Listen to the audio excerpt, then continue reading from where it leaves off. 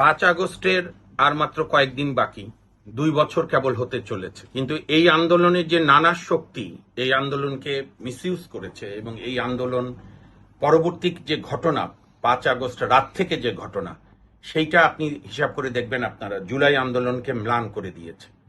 যেমন ছাত্ররা আন্দোলন করেছিল কোটা বাতিলের জন্য এবং তাদের স্লোগান ছিল মুজিবের বাংলায় কোটার ঠাঁই নাই, বৈষম্যের ঠাঁই নাই, তীরহারাই ঢেউয়ের সাগর পাড়ি দেবরে এবং মুক্তিযুদ্ধের আমাদের সব গান।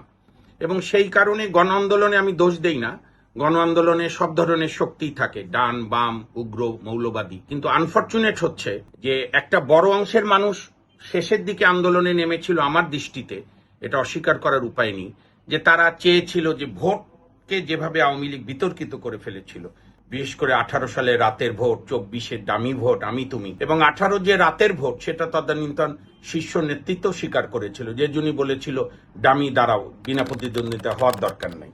তো মানুষ চেয়েছিল একটা সুস্থ গণতন্ত্র এবং মানুষ এটা কখনোই চায়নি আওয়ামী লীগ নিষিদ্ধ হোক। এবং ছাত্রদের যে 9 দফা কিংবা পরবর্তীকালে 1 দফা, কোনো দফাতেই ছিল না আওয়ামী লীগ নিষিদ্ধ হোক, কিংবা বিএনপির 31 দফা সেখানেও নাই।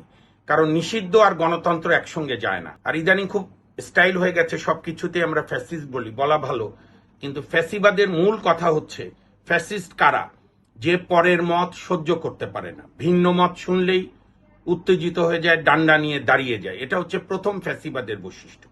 দ্বিতীয় বৈশিষ্ট্য, ফ্যাসিবাদে কোনো স্বাধীন সাংবাদিকতা থাকে না। তৃতীয় বৈশিষ্ট্য, বিচার বিভাগকে আজ্ঞাবহ করে। চতুর্থ বৈশিষ্ট্য, একটা কাল্পনিক শত্রু ঠিক করে, অমুক দেশ আমাদেরকে নষ্ট করবে বা নষ্ট করেছে। পঞ্চম হচ্ছে লার্জার দেন লাইফ হয়, অর্থাৎ এক নেতাই সব। এখন আপনি মিলিয়ে দেখেন ফ্যাসিবাদের কি কি বৈশিষ্ট্য।